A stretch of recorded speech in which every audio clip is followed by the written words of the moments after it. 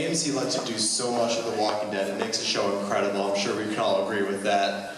A lot of people have been wondering over the years, what more could be done on it if it was on a premium channel like Cinemax? Now that OutCast is on Cinemax, are you going to use this as like an avenue to let your things that AMC won't let you do on Cinemax? Like, oh, that's so disgusting for cable television, but premium service, let's do it. I feel like you're trying to accuse me of recycling ideas. That does happen, I will admit. But no, I mean, I don't know. It's there hasn't really been any. The shows are very different. It's not like there's like a zombie gag that I could be, like, working at. Hey, this episode, can you crush a zombie's head in a car door and then kick its face off or something? Like it doesn't really translate. But I will say, writing-wise, it's been really cool to know that there aren't the same restrictions and.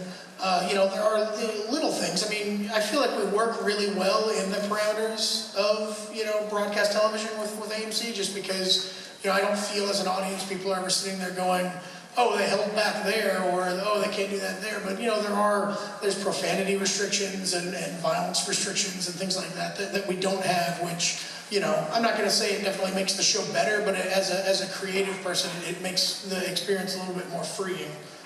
Cinemax is better, whatever. Well, I want to add to what Robert said, because I like The Walking Dead. I was just kidding. I know there's some AMC ninjas in the back that are going to take me out any moment.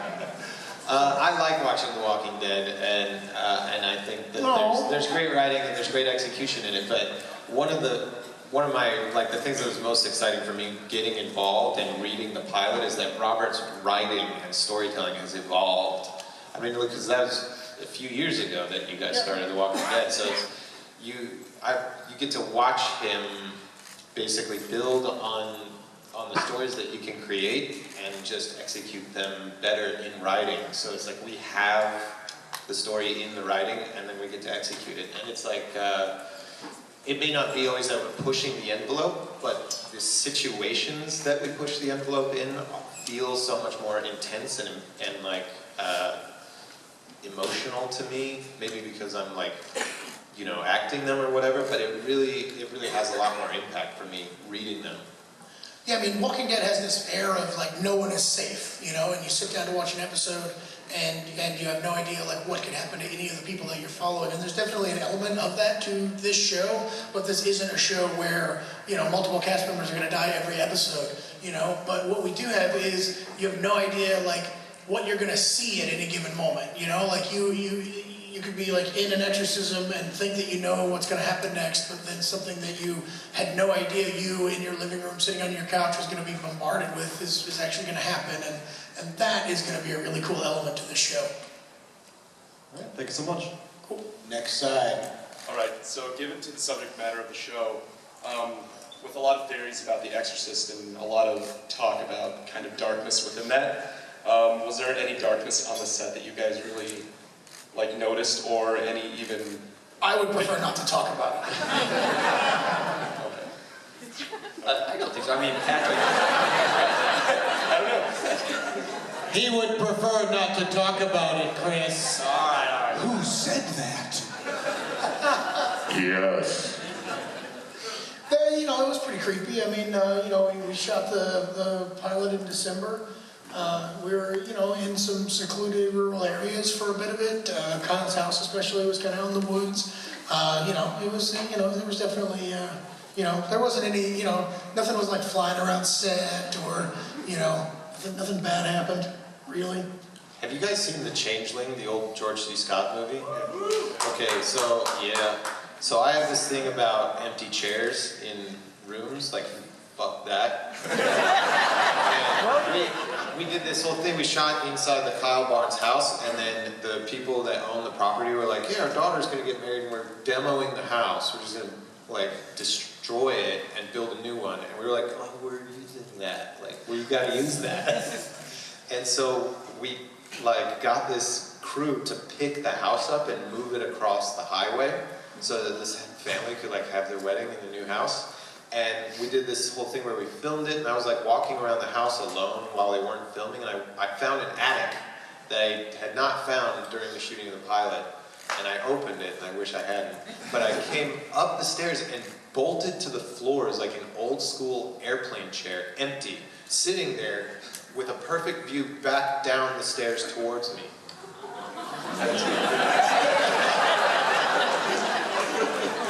And there was a ghost in that chair. I said, It was the chair in its full upright position. I think it was from before they could do anything but prep for right position. Yeah.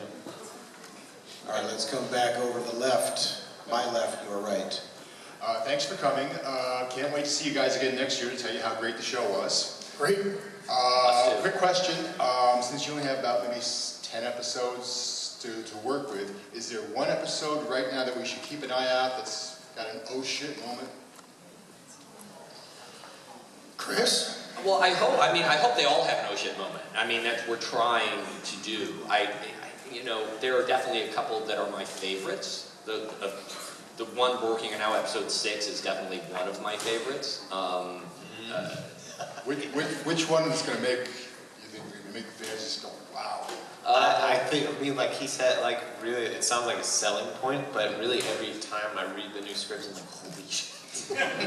We try to do that. We try to, and not just sort of to be, you know, gratuitously provocative. And it goes back to the earlier question too about what we can do on Cinemax, and that it is nice and liberating to be on a network where you don't have to censor yourself about violence or about language or sex or anything like that. You don't have that in the back of your head about what are they going to let us get away with and what not. But I think what's most liberating about it is that we're free to tell whatever stories we want. That we can tell stories that are more provocative and more shocking, and can have characters do the things and come from places and go to places that, you know, I've spent a chunk of my career in broadcast television that the broadcast networks would never let you. We can't do that to our character. We can't damage our character in that way. We can't put our character in that light, you know, that feels like it handcuffs you in the stories you would tell.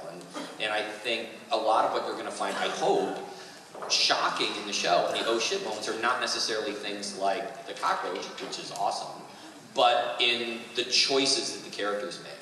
You know, like that's an oh shit, you go, I can't believe that person is doing that. I can't believe this person is going to do this. And there's also oh shit moments like someone goes to like, you can't believe the food they're eating. Like, why would they eat that? Yeah. There's oh shit moments like that too, I think. We can do a few more questions. We're kind of winding down. Thank you very much. No, sure, Spin thank over you. here, and I'd love to get one question about the race, please, is all I request. Don't be disrespectful, I ran 13.1 miles. Yes, over here. Hi, I wanted to thank you, Robert, for the Walking Dead fan premiere from last night. It was an amazing time.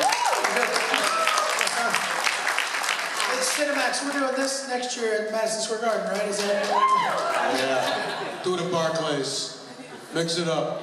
Okay, sorry. My question was, being the fact that you have a child who plays, from the comic and now here, that's possessed, how does a child get any, help on the side? I mean, that's kind of freaky for a little kid to do some.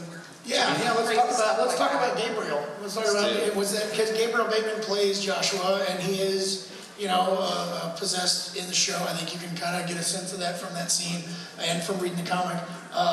And as a father myself, there is that concern, oh gosh, there's some serious subject matter going on here, and is this kid going to be able to handle it? The answer is yes. Yeah, the answer is yeah. Yeah, and there's some really, really intense scenes with him that he was 100% prepared for. Yeah. And just crazy, and then we would yell cut, and he'd be like, oh, that was awesome. We were filming the scene that was like the Say nothing about the scene. full on intensity, right? And he's like Okay, that's enough.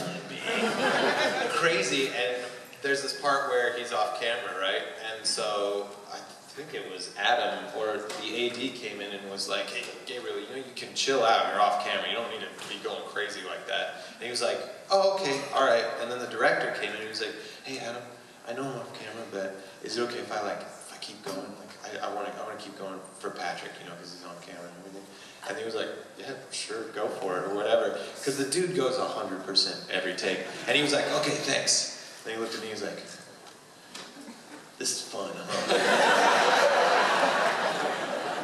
He was like, Let's do one more, just to try to get one more question in, and then I apologize. That will be, I think, our last question. Do we have time, or do we have time for a few more? Yeah, we can go over. What's up?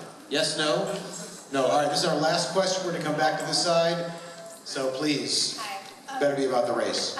I was wondering if you ever plan on taking The Walking Dead to a different... No Walking Dead questions. Next. Oh, that's a weird question about the race. Real quick, huge fan. Stay there, though. You can ask an OutCast question if you want. Huge fan. Are you ever going to do a shared universe with Walking Dead, Invincible, or... Hey, you're going Next! Let's get an OutCast question to wrap it up, guys. Come on. Are there any werewolves in West Virginia? Go If so, away. how many No werewolves. What's the premiere date? I need you to not talk. Go ahead. So for filming the scenes, like when I'm reading the comic where there was like life going between with the spirits and death and all that, how was that to film? Like, did you use CGI? And also for Patrick, like, how was it filming those scenes? CGI, go. It's pretty awesome. Each actor comes into it with like they see the comics and they're like, how does this work? You know, because it's hard to tell from the still imagery. You know. So what's really interesting is each actor brings like a different sort of flavor to everything. So it's kind of, I mean, you'll have to kind of wait and see. If I describe it too much, it'll kind of ruin the effect. But it is very interesting. Yeah. Cool. Premiere date was asked. Somebody yelled it out. Unruly, like it's okay. It's okay.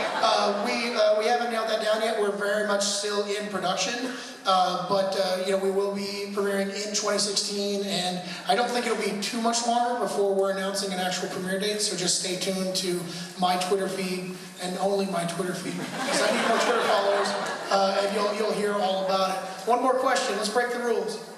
Hi, so since OutCast, the comic, is relatively new, are you guys worried about the TV show catching up to the comic Great in question. future seasons? Yeah, no, because I mean, by the time the first season premieres, and then Paul needs to draw faster. Paul has to say it. Please stand up here. This is the artist. He's so handsome. He's so handsome. Show them your abs. Show them. Don't do that to Paul. Dude just held up a time's up piece of paper. But yeah, by the time the first season launches, we'll be, you know, very deep into the series, and you know, the way the schedule's working, as long as, you know, Paul and I can keep up, it won't happen. So there's no George R.R. Martin dangers to happen. All right, very quick. Cut that guy some slack. So you can follow the hashtag OutCast. The Twitter handle is @OutCast Cinemax. The website is www.outcastcinemax.com, and then look for an OutCast production diary. Planning to go live the week of October 8th. I guess that already happens. This week, also OutCast this, and we're going to OutCast that, and we're all going to OutCast off this panel here. And thanks for coming to the OutCast panel. We all